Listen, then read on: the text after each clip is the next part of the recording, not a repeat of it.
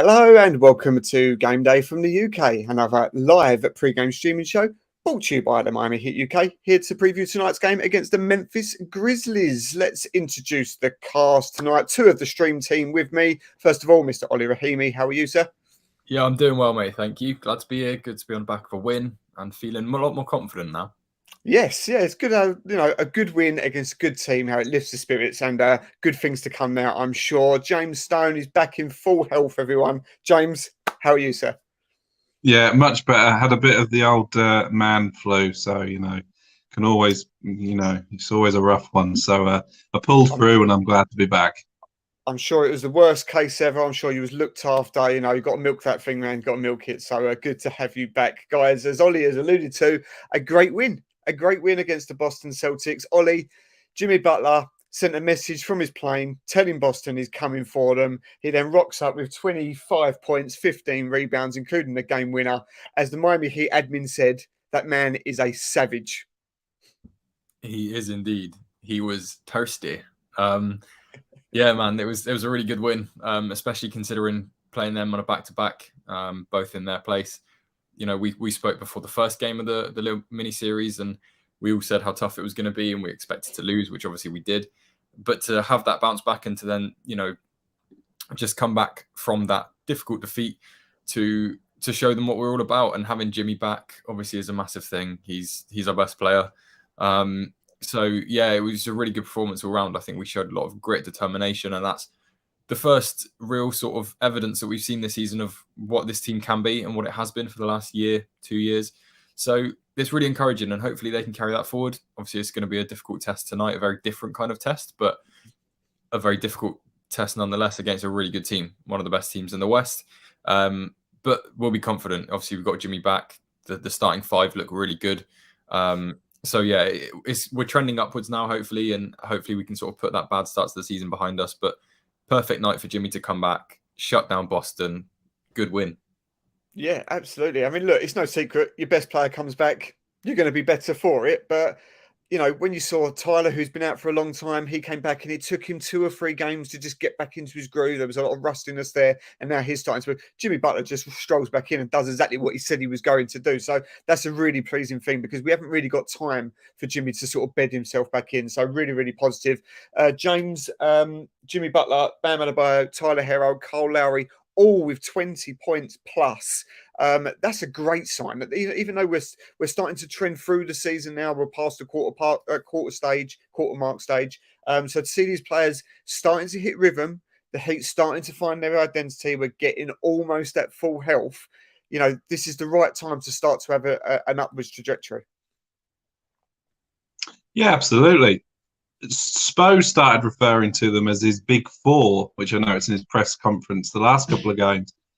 He's referred to them a couple of times now as his big four. So that's what I'm going to call them from now on, the big four. And they all turned in a great performance, all 4 of them. Like I said, 20 points. That's what we want. They're 4 big-time players that all deliver on both ends of the court. And you couldn't really ask for much more, particularly when our bench was a little bit limited due to the injuries with the likes of Gabe and Max and people like that have been in and out of the team recently. So, when you've got Kane and Highsmith and people like that who are having to step in, you need your big 4 to step up and deliver. And that's what they did. They were absolutely fantastic in a game that I never doubted we were going to lose. Yeah, of course she was never in doubt we was going to lose. Wouldn't expect anything else. But yeah, I'm glad you mentioned Highsmith there, because Ollie, we've seen a little run from him at the moment where he's producing impactful minutes, and so much to the point that against the best team in the league and the best offensive team by a country mile in the league, Highsmith played every minute of the 4th quarter. That shows you, that he is a Spoelstra sort of fantasy player, isn't he? It is exactly what Spo looks for in a player, and to play him every minute. This is a rookie playing every minute in the 4th, shows you that, and playing well. It's not just that he was funny, he played well, made a contribution. That's big stuff, isn't it? Yeah, it really is. And it shows, like you said, the level of trust that Spo has in him. I think, like, going back to a couple of years ago, I can't remember who it was. I think it was one of the 5 Reasons guys said when Miami originally picked him up before they put him on a 2-way and all of this, just to keep an eye on him, because he's someone that Miami really liked a couple of years ago, and they saw a high ceiling for him. And I think this almost trajectory that he's been on this season is similar in a way to Caleb, in that he's been put in maybe through necessity rather than being wanted to be put in. But then he's taken his chance and he's proving to the coaching staff and Spo and the front office that he's deserving of that chance and playing impactful minutes, like you said. So we all know his best capability is his defending. He's a really good defender. And that's what we need. You know, we've missed that in the 4 spot specifically. Obviously, with PJ going, Caleb's done a good job there, but we still need that depth. We're still looking, I think, for the perfect 4. And I'm not saying that he is that in any way, but he's a really good, impactful player that we can bring on in situations that we need someone to lock down a Jason Tatum, for example, or you know, someone who's going to be able to score 30, 40 easily. So I've been really pleased with him and really impressed by his desire. You know, I thought maybe this moment would come a little bit sooner for him, but it hasn't.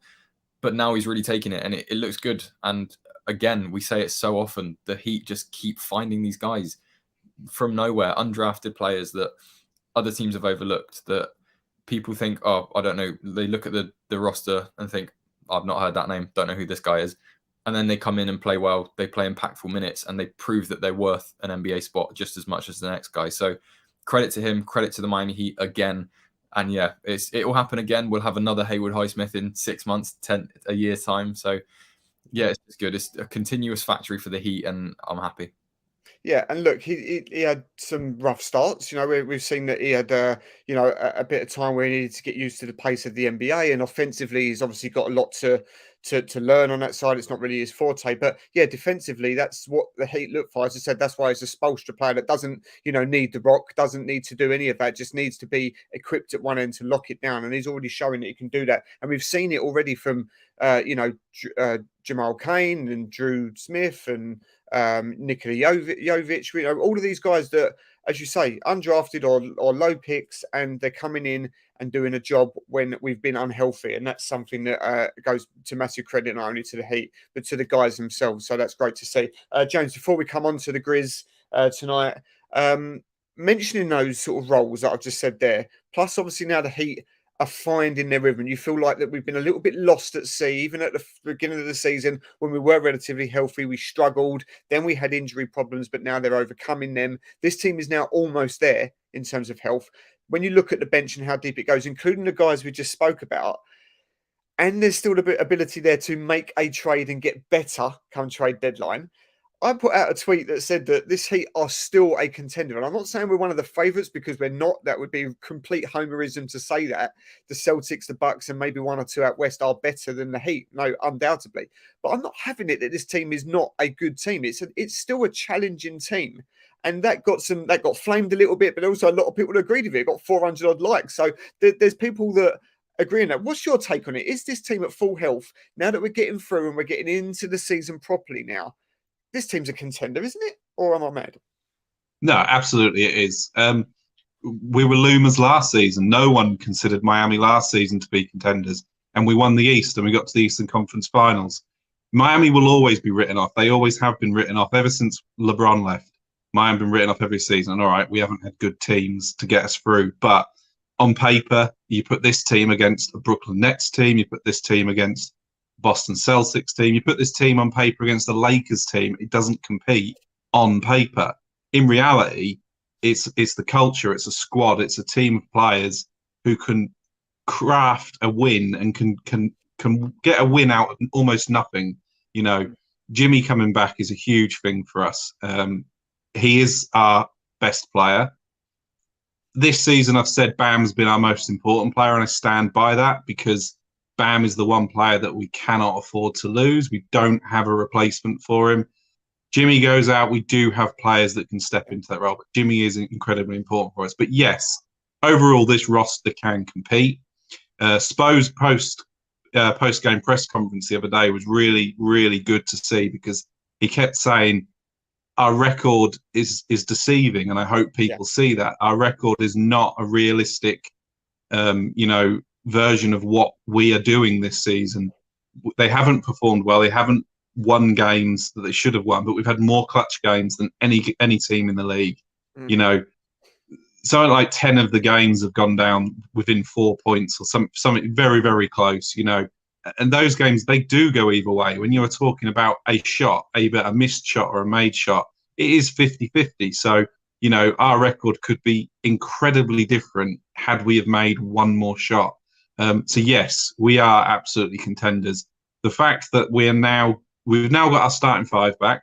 This will be the first game, as long as everyone's fit. This will be the first time we've had our starting five back to back for I don't know how long, since about game 6. We've still got some bench players out. Gabe, Struess, Deadman, people like that still questionable, still out. There to come back. Oladipo is still to come back. And I know, again, we said this all last season, going into the playoffs, everyone said having Oladipo is going to be like signing someone because he's just, and he was good, but we know he wasn't fit. We were hoping this season he was going to be fit. Obviously, he isn't. Supposedly, it's a different knee, but both his knees must just be made of glass, so he can't really do a lot. But again, he every week we're told he's another week closer. Having him back, having him fit for 20 minutes a game is going to improve that second unit, which we did struggle with at the start of the season. We've won, 4 out of our last 5? The momentum's with us now. We've got our starting 5 back. Bam is playing the best basketball he's ever played. Lowry and Hero look like over the last couple of games they've found a rhythm as to how they're going to play together. Now, Hero's points have been down, but his assists have been up. I'm fine with that. He's still contributing. He's still performing at a high level. The one spot that we all know that we are weak at is the 4. But I do say that reluctantly because I think Caleb has been fantastic. Someone put out on Twitter the other day some stats for Caleb, and his defensive stats, holding people shooting, are really, really impressive. Next to Bam, he's been our best defender this season. His turnovers are really low. He's getting steals, he's getting rebounds, he's getting blocks, but he's making things difficult. We saw Jimmy get all the praise in one of the Phoenix games where he blocked Booker's shot right at the end. And then the other day, Charlotte, was it? Caleb did virtually the exact same thing. Didn't get the headlines because he's not Jimmy Butler, but it was just an important stop that he got at the end there as Jimmy. So Caleb's doing it. But on NBA TV the other day after the Heat game, they were talking about our Heat contenders, and I was watching it. And for once, there seemed some sensible heads on there that were actually saying, look, this team is good. They've got a good starting 5, but they are lacking a stretch 4. They all said they are lacking, but with the pieces on the bench, there's still time to make a move. And I think we are probably one piece away from being serious contenders. Still think Boston are going to be incredibly difficult to beat. I know we beat them the other day, but they are a really, really good team this season. But I do think if we can add someone, doesn't have to be a superstar. I don't need an Anthony Davis and lose everybody to bring him to Miami. If we can add someone that doesn't cost us too much, then yes, we absolutely puts us in that title contention. Yeah, I think that's it, really. I mean, look, the team as constructed isn't there yet. We know that there's teams that are better than us, as I said, but this team with Oladipo still to come back, who will produce, as you say, and the team now starting to get their feel together back, and everyone that can do a job, bench all the way down to the bench. I think that it is an exciting team, and the fact that you mentioned there that it won't, we've gone more down into clutch moments than any other team in the league, and that's true. The record could look very different, and that suggests that we can go toe to toe with any team in the league, and we'll work our way back through it. So with a move at the deadline, watch this space. So I'm excited about the team, and that just shows you how a few good results can help. So let's get on to the Grizz tonight. They're on a second game of a back-to-back. They beat the Pistons last night, but probably quite importantly for them is that it was quite a comfortable win, even though it got quite close towards the end as they emptied their bench a little bit. It was relatively easy for them. All their starters played between 30 and 35 minutes, so they're quite well rested. Big news, obviously, as we know right now, is that Ja Morant is doubtful, and that makes a massive difference, Ollie, doesn't it? I mean, one of the best players in the league. But, with tonight's game, even if he's playing, it feels important because So we've gained this bit of momentum. After tonight, we come home for 3 games against very winnable teams. And the stretch towards Christmas now looks soft.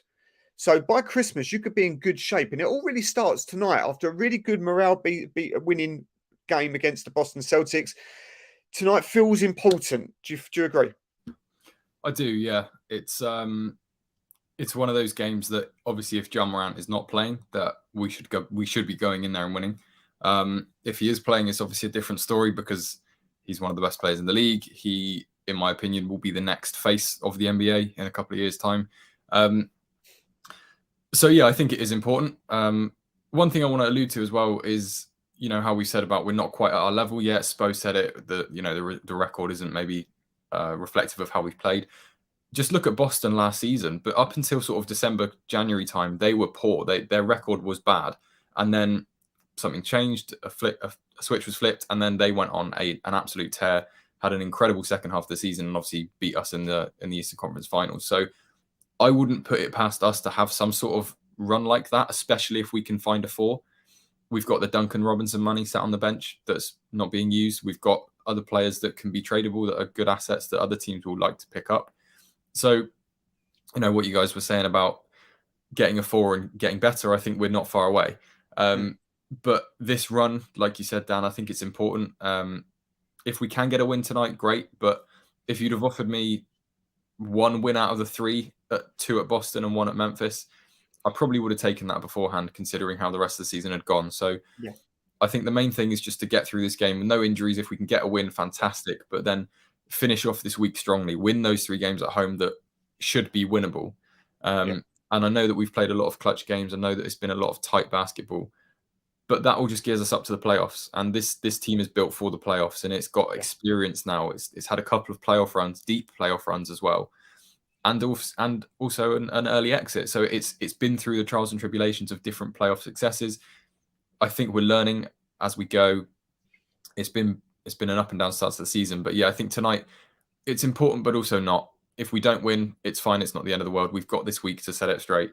But I'm looking at this week in particular as it could be a bit of a turning point of our season.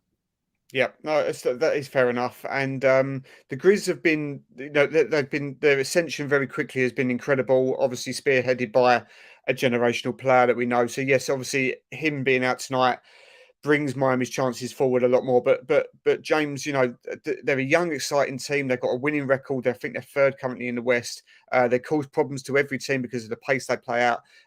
Brandon Clark, Dylan Brooks, Jackson Jr. There's problems all around the court there, but could Miami's key to winning this game really be maybe down to the bench players? Because if you can hold your starters to go toe to toe with what is an incredibly exciting starting 5 with or without Ja Morant, could it be maybe that the bench is going to have a big say in this game? Yeah, absolutely. I think the bench has a say in every game, realistically, because as we've seen more than anything this season, the second unit is where we've won and lost it, and unfortunately, for a large part of the season, our second unit has been our first unit. So our second unit has actually been our third unit. So we've lost heavy minutes. Fortunately for us tonight, Memphis are in that situation. We're talking Ja Morant. Ja Morant is a doubtful. They've got no Jackson Jr. They've got no Desmond Bane. And they've got a couple of other players that are also doubtful for tonight. So 3 of their starting 5 are potentially not playing. So even if Morant does play, there's still no Jackson Jr. and there's still no Bane. Bane from 3-point range is outstanding. Memphis are the best number 1 rebounding team in the league. Jackson must have a part in that. Bane and Morant also. They both pick up 6 or 7 rebounds a game. Losing those 3 potentially from their starting lineup, again, it pushes their bench into the starting lineup. So you're right. When the likes of, for us, what's it going to be? Kane, Smith, Highsmith, when the likes of those are coming in off the bench, they're not going to be playing who they would normally be playing, the likes of Dylan Brooks, because he's going to be starting. He'll be playing a starter's role. So they're going to be playing, I don't even know who their deep bench level, who they are, how deep they are, how good they are. Just like Memphis will probably be looking at our bench and thinking, who is Drew Smith? Who are these players? We know what they're like. So the second unit contest tonight will be really important on both sides, but their starting unit potentially could be very, very weak compared to what their actual starting five should be, and that's where we need to make it count, because we should have our full strength five. So our full strength five need to be pulling out some leads, so our second unit can go against their second unit, and if we keep it level, then we can just keep building on what our starting five can do. But yeah, Jar will be a big thing for them if he plays. Obviously, he's capable of 50 points a game. We know that. It'll be interesting to see who marks him, what he can be restricted to. Without him, it's a massive loss for them, and without him, we do have to be going there thinking that we can get that win. Yeah, I mean, fair play. I didn't actually even see that they was that short-handed. Obviously, I only saw the Ja Morant news. So yeah, they, in theory, to completely contradict myself, it's actually going the other way. Then it's actually now you think if the Heat are at full strength with their starting five intact, that's where the game could be won here. So yeah, important shift in momentum there. That could be. So the Heat are currently on -4.5 on the spread. Memphis are on a second night of a back-to-back. Plus now, as we know, short-handed in tonight's game. The Heat arrested, not played for 2 games. This points towards good things, guys. Let's get some predictions. Ollie, what do you reckon? Yeah, more confident now. I know about Jaren Jackson and Desmond Bain as well. Yeah, I think considering it's the second game that we've had Jimmy back, so maybe not 20, but yeah, I think we should hopefully be able to do it tonight. 10, maybe 15 points. Get the groove back for the starting five. Let's see first option Bam, because that guy is all NBA. Yeah, I'm confident now. 15-point win. Yep. James, is it even worth asking? I think it's going to be a closely contested 20-point win for the Heat. Yeah, realistically, we have to be going into this game now thinking we're going to win. So yeah, comfortable win for Miami, as long as people just do their job. We can't have a night where Hero shoots 15% from free. We can't have a night where Bam only puts up 6 shots. So if they continue to do what they've done over the last couple of weeks, then yeah, comfortable win. Yep, I agree. Look, I'm almost certain that Morant will be out tonight. I don't think that gets leaked. It is doubtful. On a second night to back-to-back, they won't even be considering risking him. So I'll be very surprised if we see Morant in. So that points towards a comfortable win, hopefully, for Miami. But as you just said, James, look, you can't just turn up to games. You have to start fast. You have to be on your game.